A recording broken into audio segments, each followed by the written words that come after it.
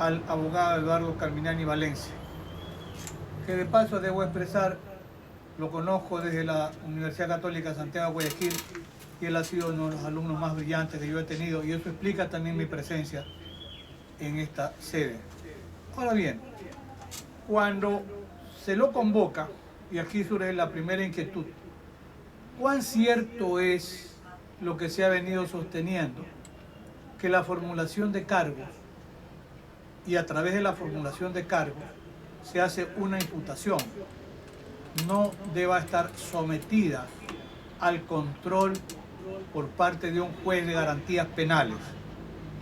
Sobre esto, mire, yo debo expresar, tengo responsabilidad histórica porque soy uno de los coautores del Código de Procedimiento Penal del año 2000. El anteproyecto fue trabajado con los profesores Walter Guerrero Vivanco y Edmundo Durán Díaz. Walter Guerrero, profesor emérito de la Universidad Central, y Edmundo Durán Díaz, ex fiscal general y profesor de la Universidad Católica. Alfonso Zambrano era el que menos sabía de los tres. Pero el hecho cierto es que presentamos el anteproyecto que se convierte en el primer modelo acusatorio para Ecuador. Jamás se nos ocurrió o pensamos que la actuación de la Fiscalía no tenía que estar sometida a control. Muy por el contrario, porque lo que tratábamos de evitar con el modelo inquisitivo, el de última factura de 1983, obra del maestro Jorge Zavala Vaquerizo, aún en el modelo de 1983 se puede revisar la obra ecuménica del doctor Zavala, los tomos 1 y 3, publicados en Nomos de Bogotá en 1990. El doctor Zavala decía lo siguiente, y aquí vale también: el presupuesto del proceso penal es un delito, no la sospecha de un delito. Y si esos hechos no son puestos en conocimiento, no se debe iniciar un proceso penal. En el caso, yo salto la valla y me voy a la audiencia de formulación de cargos. La señora fiscal hace un relato a base de los elementos de convicción que le permitían a la Fiscalía General del Estado sostener que había suficientes elementos de convicción del delito de cohecho. Y eso está bien, pero cuando se singulariza a cada uno de las personas a la que le formula cargo, la imputación que requería que se relate de manera circunstanciada, porque a rato se lea a medias el articulado, qué elementos de convicción le permitían a la Fiscalía General del Estado llegar al convencimiento en ese momento de que la conducta del abogado Eduardo Carminiani Valencia estaba relacionada con el delito de cohecho. Y sobre esto no ha sido cuestionado. El abogado Eduardo Carminiani Valencia actuó como abogado de alguna de las empresas y en tal calidad facturó honorarios, es decir, nunca ocultó la relación contractual, y los abogados somos convocados para ser asesores, consultores o litigamos. Pues bien, la prestación de los servicios del abogado es un acto lícito, es un acto legítimo. Mire, hay que reconocer el ejercicio legítimo de la profesión, tema que enerva el juicio de antijuricidad de la conducta si el abogado actúa dentro de sus cánones como tal. Si falta el predicado de la antijuridicidad, no hay delito, porque los componentes del injusto penal son la conducta típica y antijurídica. Y sobre eso es importantísimo recordar algo. Los abogados que recibimos el pago de un honorario sobre lo cual tributamos, también se parte de uno de los principios de la imputación objetiva del resultado, el principio de la confianza, trabajado por el maestro Claudio Roxin, sin duda. Si no, sería terrible, nadie quisiera recibir un honorario. Partimos de la confianza de que nos está pagando el cliente con honorarios lícitamente obtenidos. Y aquí completo la idea de la imputación objetiva del resultado. ¿Por qué?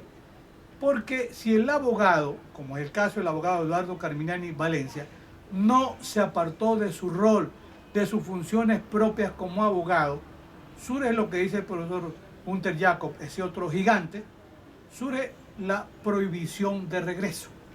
Es decir, no se le puede imputar objetivamente un resultado que encuadre en un delito si no se apartó de su rol como abogado.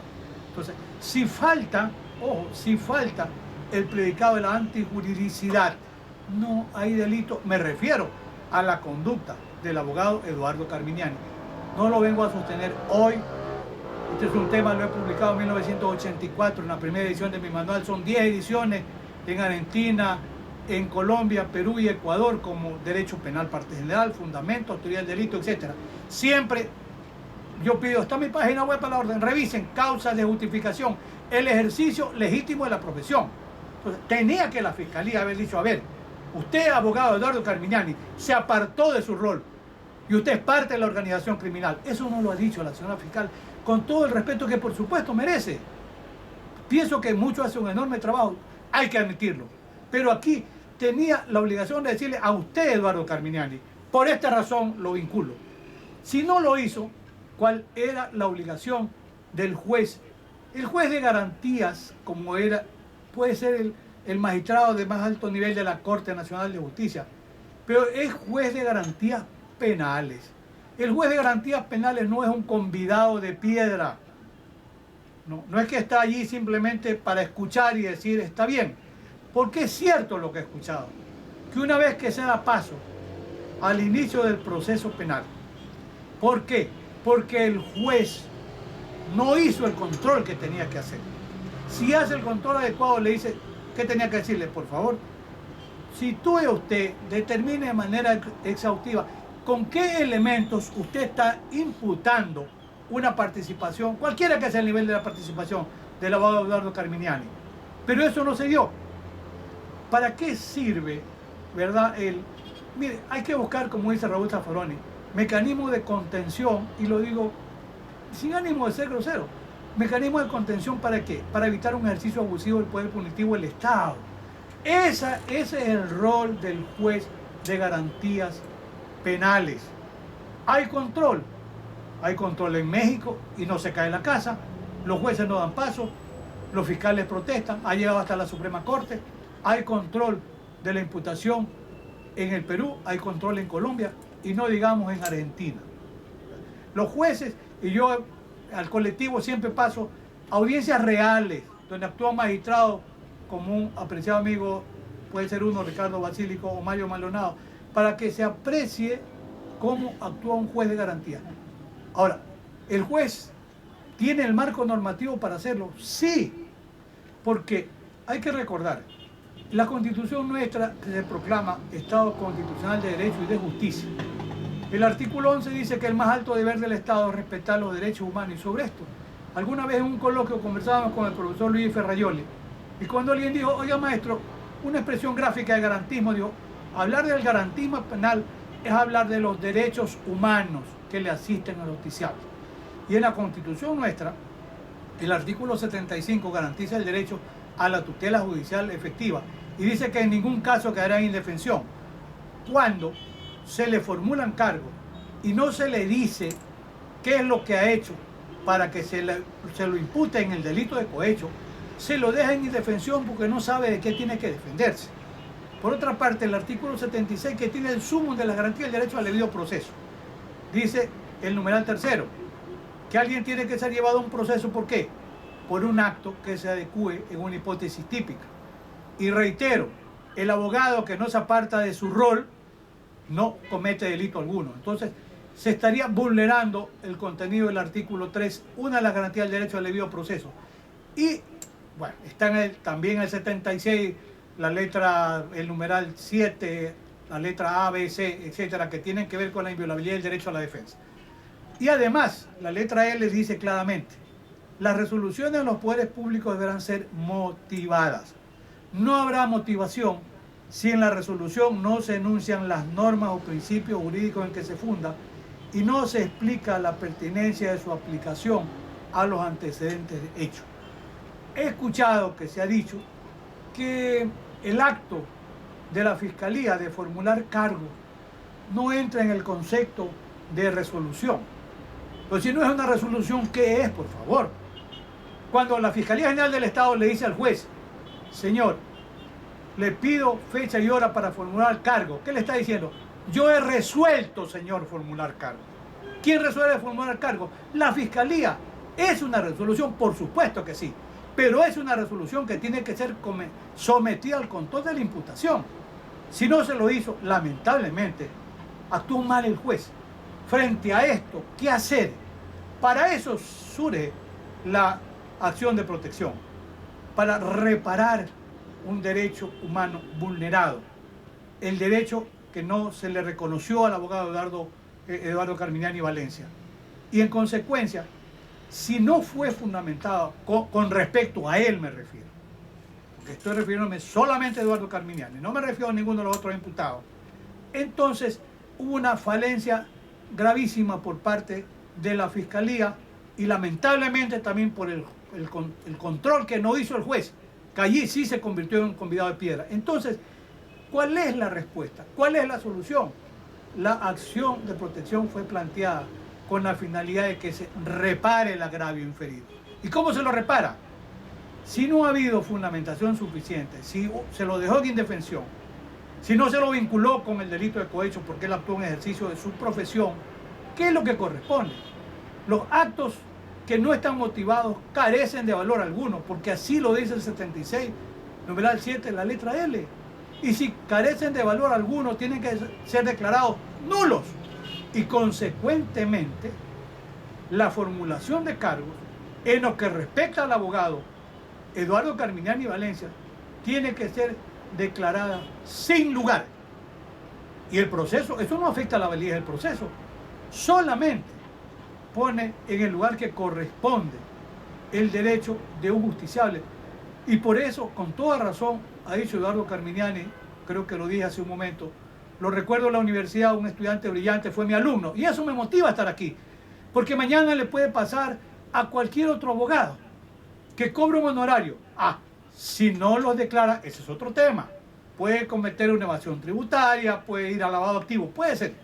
Pero aquí fueron declarados, siempre ha reconocido la prestación de servicios y consecuentemente actuó pegado al derecho. Mañana le puede pasar a cualquier otro abogado que cobre un honorario, que los declara y que le quieran formular cargo, poniéndolo en el mismo lugar en el que están otras personas que seguramente sí tienen que responder por el delito. Yo no estoy diciendo que aquí no hay delito. Lo que digo es que al abogado Eduardo Carminiani se lo dejó en indefensión porque a él no se le ha dicho qué es lo que hizo para vincularlo al proceso. Y este tema es la garantía del derecho al debido proceso, que terminan, para ir concluyendo, porque en realidad se fueron algunos minutos entre los apagones de los micrófonos. A ver, el juez que actúa, en este caso la señorita juez, actúa como juez de garantías constitucionales.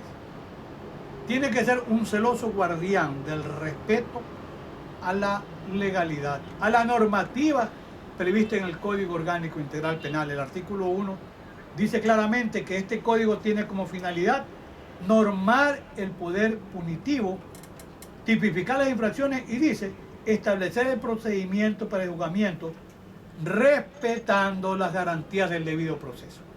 Y el debido proceso, sin duda, es aquel en el que se respetan los derechos y garantías previstos en la Constitución, previstos en un plexo normativo como el COI y previsto en la Convención Americana de Derechos Humanos.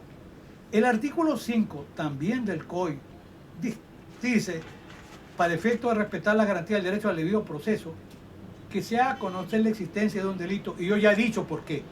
Aquí no hay delito. ¿Por qué? Porque la conducta no es antijurídica. De manera que se estaría vulnerando también el artículo 5. En el tema de la Constitución he mencionado artículos 75, 76, el 82, el tema del derecho a la seguridad jurídica y la Convención Americana de Derechos Humanos. El juez tiene que hacer un riguroso control y respeto de constitucionalidad y de convencionalidad. Mire, la Corte Interamericana, y menciono por el tiempo para ir terminando y concluyendo, lo dijo en su momento en Fermín Ramírez versus Guatemala del año 2005. Lo había dicho un año antes también en Herrera Ulloa versus Costa Rica 2004. Y lo volvió a decir en múltiples fallos, pero menciono uno muy importante por el tema también incluso los recursos, que es Mohamed versus Argentina el año 2012. Pero lo que destaco es que La Corte Interamericana ha dicho hay que respetar las garantías del derecho al debido proceso y no puede ser una garantía simbólica. Por eso yo hablo de un control no formal, sino un control material de la imputación. Y con eso quiero concluir. Reitero que debe tomarse muy en consideración la pretensión del abogado Eduardo Carminiani. Yo he comparecido en calidad de amicus curiae porque también a mí me preocupa como abogado, como docente universitario, que en un momento dado a un abogado se lo lleve a un proceso por el cobro legítimo de honorario. Si mañana aparece que el abogado Eduardo Carminiani, porque hasta ahora no lo ha dicho la Fiscalía, ¿qué delito cometió? Entonces tiene que responder. De lo contrario, tiene que reivindicarse el agravio declarando sin lugar la formulación de cargo en lo atinente al abogado Eduardo Carminiani. Y con esto concluyo. Muchísimas gracias a todas y a todos.